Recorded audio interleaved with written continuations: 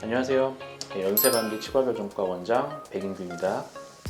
예전에는 환자분들이 교정치료를 하러 오셨을 때 보통 심미적인 개선, 이가 좀 이뻐졌으면 좋겠다, 배열이 좋아졌으면 좋겠다 이런 경우가 사실 대부분이었는데, 요새는 환자분들도 많이 나는 이쪽이 물리는 게 좀 불편하다, 나는 교합 관계 개선 원한다, 이렇게 아예 말씀을 하시는 분들도 많습니다.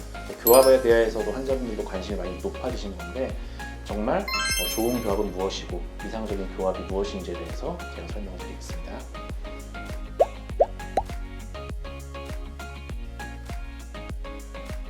이상적인 교합이란 거는 이 덴티폼을 봤을 때 윗니가 아랫니를 덮는 양이 2mm 정도가 제일 좋고요. 이런 거가 이제 우리가 교과서적으로 좀 기계적으로 말할 수 있는 이상적인 교합 형태입니다. 또 이 측면 쪽은 위에 이런 뾰족한 교두들이 아래 이 오목한 부위에 톱니바퀴 물듯이 물리는 관계를 가장 이상적인 교합으로 저희가 보고 있습니다. 그런데 제일 중요한 거는 이제 이런 기계적인 교합도 되게 중요한데, 식사를 할 때 그냥 아무 생각 없이 편안하게 물었을 때 턱관절이 안정성이 있고 턱관절 주위 근육들이 편안한 상태를 저희는 이상적인 교합으로 개념을 또 추가를 하고 있습니다.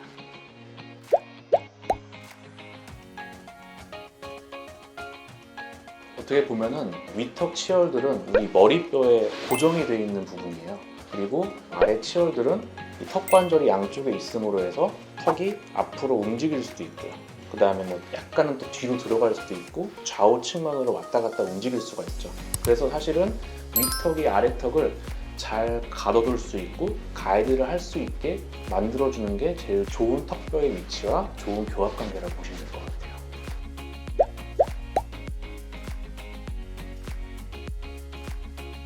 제가 경험적으로 느끼는 거는 일단 개별적인 환자분들마다 치아의 사이즈가 좀 많이 달라요. 대표적으로 같은 위치에 있는 가운데 앞니라도 약간의 두께 차이가 있기도 하고, 그 다음에 이런 각도 차이가 있기도 하고 형태 차이가 있습니다. 예를 들어서 우리가 덴티폼을 보면 윗니의 안쪽 면은 바깥쪽 면과는 다르게 이 가운데 부분은 오목하고 이 측면 쪽은 리지라고 해서 이렇게 좀 뚱뚱한 부분이 있습니다. 이게 근데 환자분들마다 두께 크기가 다 달라요. 어떤 분들은 상당히 두껍고 둥그런 경우가 있어요. 이제 그럴 경우에는 정상적으로 물었을 때 위아래 간의 앞니 간격이 커질 수밖에 없습니다. 먼저 닿기 때문이죠. 간혹 이제 교정이 끝날 때 그런 경우에는 윗니의 안쪽면을 많이 삭제를 해야 되거나, 혹은 위아래가 약간 간격이 좀 큰 채로 끝날 수밖에 없습니다. 앞니 쪽이 간격이 큰 채로 끝나면 측면 쪽의 교합도 약간은 미진한 채로 끝날 수가 있어요. 이런 형태적인 부분 때문에 우리가 교정치료의 교합에 영향을 미치기도 하고, 또 보철물의 유무도 영향을 미치기도 합니다. 보철물은 아무래도 치아를 삭제를 하고 거기 위에다가 씌우는 거기 때문에 정상적인 치아 사이즈보다 조금씩은 두꺼워질 수밖에 없어요. 당연히 앞니 관계에 영향을 미칩니다.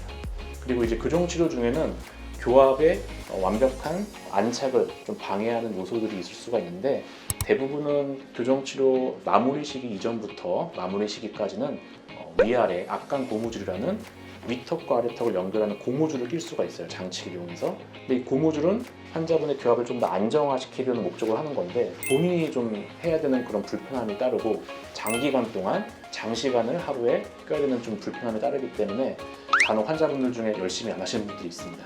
이런 여러 가지 상황 때문에 교합이 조금 미진하게 끝날 수가 있습니다.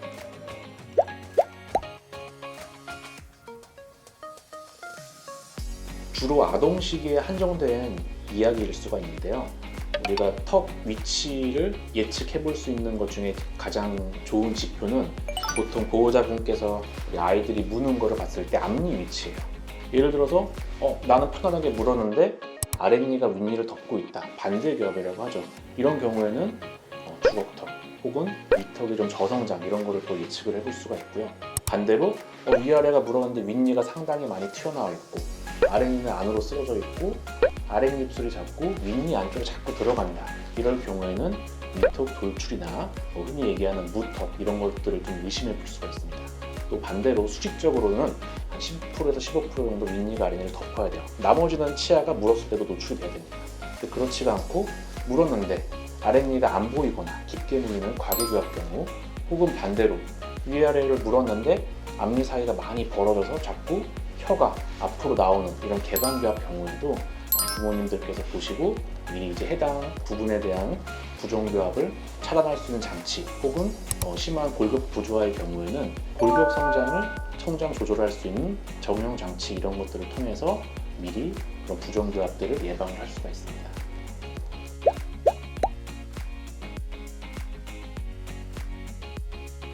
치열이 위치가 안 좋고 하는 거는 사실은 유전은 굉장히 적어요.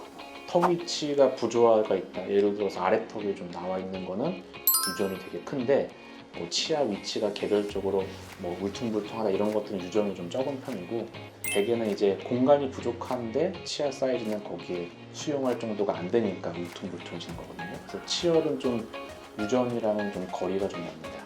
근데 예를 들어서 치열 포함하는 것 중에도 이가 없다, 결손치다, 이런 것들은 또 유전이 좀 있거든요. 그래서 단순히 좀 울퉁불퉁한 거는 사실 유전이랑은 조금 좀 거리가 좀 있어요. 오늘은 제가 이상적인 교합과 안 좋은 부정교합들을 예방할 수 있는 방법에 대해서 설명을 좀 드렸는데, 이상적인 교합이란 게 물론 저희가 교과서적으로 갖고 있는 게 있는데, 사실 환자분들마다 다 개별적으로 본인이 갖고 있는 그런 특징들이 있고, 치아 형태적인 우리가 바꿀 수 있는 부분들이 있어서요. 이런 부분들의 고려를 교정치과 의사와 맞춰가지고 교정치료를 진행을 하는 게 좀 더 현명할 것 같습니다. 이상 연세반지 치과교정과 원장 백인규였습니다.